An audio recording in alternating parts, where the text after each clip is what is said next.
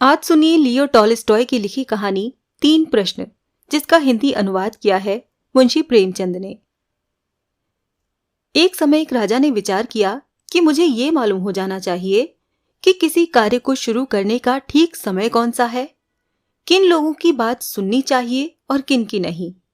और तीसरा सवाल, संसार का सबसे उत्तम पदार्थ क्या है जिससे मैं जो चाहूं कर सकता हूं। उसने अपनी राजधानी में ढूंढी पिटवा दी कि जो कोई पुरुष इन तीनों बातों का उत्तर देगा उसे बहुत इनाम दिया जाएगा। अब बुद्धिमान पुरुष आकर राजा को इन प्रश्नों का उत्तर देने लगे। पहले प्रश्न के उत्तर में किसी ने कहा कि मनुष्य को काम करने के वास्ते पहले दिनों, महीनों और वर्षों का सूची पत्र बना लेना चाहिए।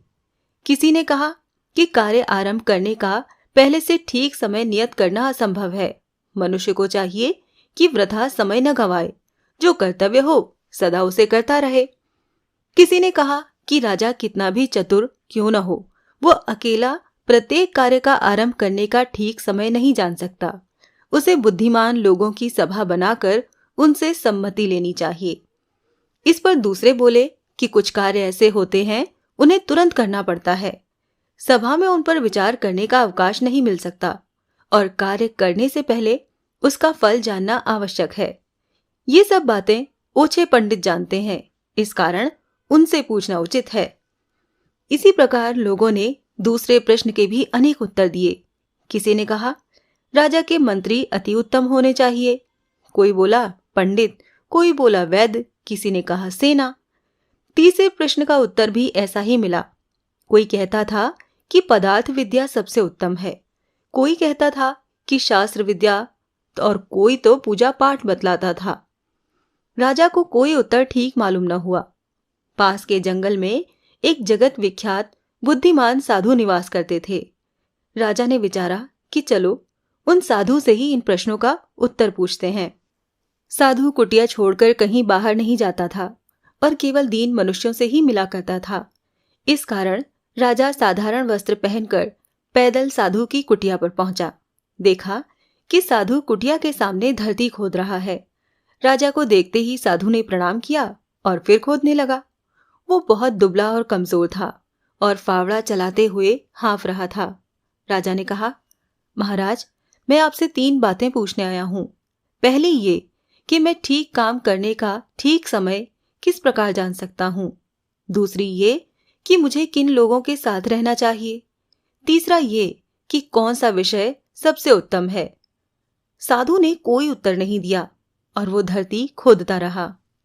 राजा बोले, महाराज, आप थके मालूम होते हैं, लाइए फावड़ा मुझे दीजिए और आप जरा विश्राम कर लीजिए। साधु ने राजा को धन्यवाद दिया और फावड़ा उनके हाथ में दे दिया और आप जमीन पर बैठ गया।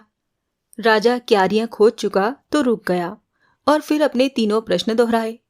साधु ने उत्तर दिया हाँ, और फावड़ा लेने को हाथ बढ़ा दिया, लेकिन राजा ने फावड़ा न दिया और खोदता ही रहा, यहां तक कि सांझ हो गई। तब राजा ने फावड़ा जमीन पर रख दिया और बोला, महाराज, मैं तो आपसे अपने प्रश्नों का उत्तर लेने आया था।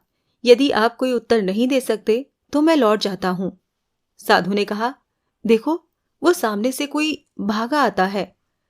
राजा ने मुंह फेर कर देखा कि एक दाढ़ी वाला मनुष्य जंगल की ओर से दौड़ा आ रहा है। उसने अपने पेट को हाथ से दबा रखा था और हाथों के बीच से रुधिर बह रहा था। राजा के पास पहुंचकर वो बेसुध होकर पृथ्वी पर गिर पड़ा। राजा और साधु ने कुर्ता उठाकर देखा तो उसके पेट में बड़ा भारी घाव पाया। राजा ने घाव को पानी से धोकर अपना रुमाल उस पर बांध दिया। खून बहना बंद हो गया। कुछ काल उपरांत मनुष्य को सुध आई। उसने पानी मांगा। राजा ने तुरंत जल लाकर मनुष्य को पिलाया।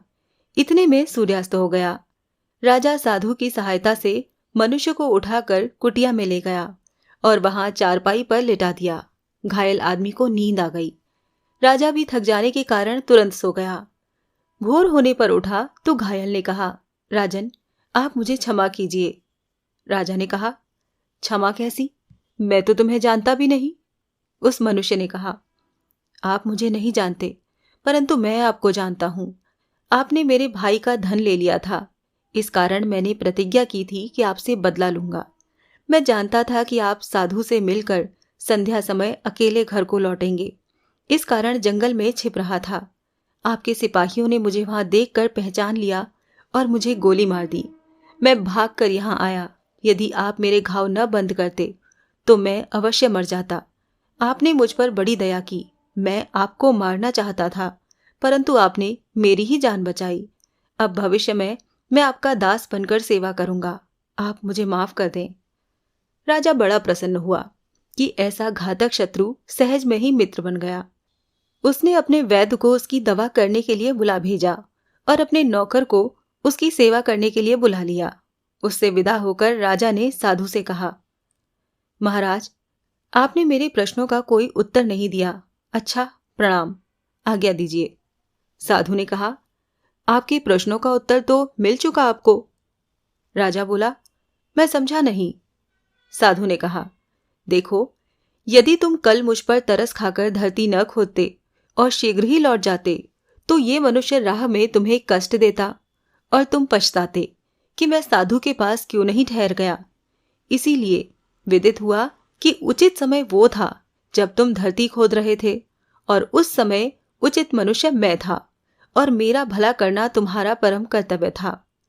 उसके बाद जब ये मनुष्य आया तो उचित समय वो था जब तुम उसके घाव को बंद कर रहे थे, और वो उचित मनुष्य था और उसके घाव बंद करना तुम्हारा कर्तव्य था। बात यह है कि सदैव वर्तमान काल ही उचित काल है, क्योंकि वर्तमान काल पर ही हमारा अधिकार है। जो मनुष्य मिल जाए वही उचित मनुष्य है। कौन जानता है पल में क्या हो जाए, और कोई मिले अथवा ना मिले। सर्वोत्तम कर्तव्य परोपकार है, क्योंकि उपकार के लिए मनुष्य इस मृत्यु लोक में ही शरीर धारण करता है।